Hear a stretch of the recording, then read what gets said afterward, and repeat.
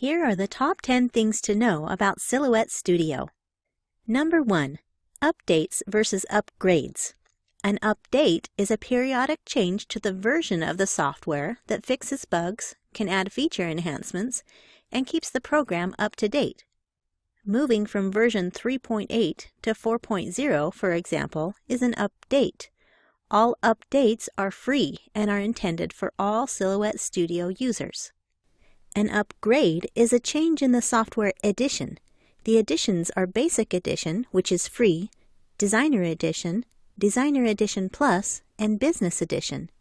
Each paid upgrade to a higher edition unlocks additional features, giving more tools and effects to work with. Upgrades are optional. Updates, when released, should be done for all editions of Silhouette Studio. Check for updates regularly on silhouetteamerica.com. Number 2. You do not need an internet connection to work in Silhouette Studio.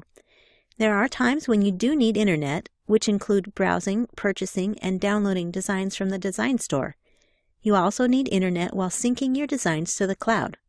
You need internet to download software updates as well. But to simply use designs and fonts already in your library, and to send projects to be cut with your Silhouette machine, you do not need internet. Number 3. The undo button is your friend. You can undo any action and go back an unlimited number of times up to the point of opening the document. Use this to your advantage to experiment and play with the software, because you can undo any action you don't like. Just know that once you close a document, the function resets, so the next time you open that document, you can't undo anything you did the previous time it was open. Number 4. The gray area outside of your design page is a holding area, and any designs out there won't cut. Watch for the red cut border on any document, even a print and cut, and the blade will not cut outside of those lines. You can keep as many images as you want in the gray area while cutting something else, and move those pieces onto the matte area when you're ready to cut them. Number 5. The Send panel is not only where you set up your cut settings, but it also shows you a cut preview. The bold red lines show exactly where your blade or pen intends to cut or sketch. This is a good opportunity to make sure what you expect to cut agrees with the bold colored lines. Number 6. Silhouette Studio can use any font installed on your computer, and they don't need to be installed separately in Silhouette Studio. If you installed a font on your computer and have access to it in other programs with text, you can find those same fonts in your text style panel. In addition, if you purchase fonts in the Silhouette Design Store, those fonts also become available in other programs that use text on your computer. If Silhouette Studio is open when installing a font on your computer, you'll need to close Silhouette Studio and reopen it before the font will show as an option. Likewise, when you purchase fonts in the Design Store, you generally need to close Silhouette Studio before they become fully available in other programs. Number 7. Print and cut requires 3 key things. It requires a colored design to be printed on a home printer. Your Silhouette machine does not print, and unfilled shapes do not print unless you adjust the line properties. Next, print and cut requires cut lines.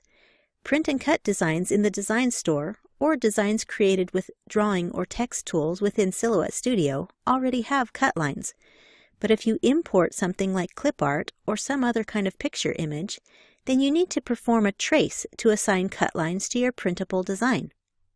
Finally, print and cut requires registration marks, so the machine's optical eye knows exactly where those cut lines are in relation to the printed designs on your mat. Number 8. Set your page size and mat to match your media. No one wants to accidentally cut in the wrong place on their mat, potentially cutting through it, and the best way to avoid that mistake is to select the correct page size and cutting mat. Especially with the newer machines like the Cameo 3 and Portrait 2, they rely on the mat selection to know how far to feed the mat or media into the machine before cutting. Number 9. Take advantage of the Test Cut feature in Silhouette Studio's Send panel. This cuts a 1/2-inch square with a triangle inside, so you can see if your selected settings work with that material. The default test cut location is the upper left corner of your sticky mat. You can use the arrow keys to move subsequent cuts to another location on your material, and it will cut where you've positioned your blade. And number 10.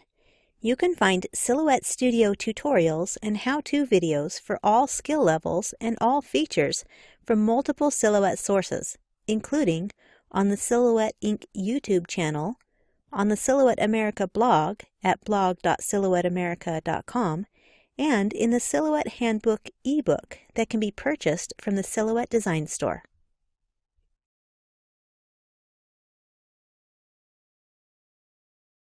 Those are the top 10 things to know about Silhouette Studio. Thanks for watching.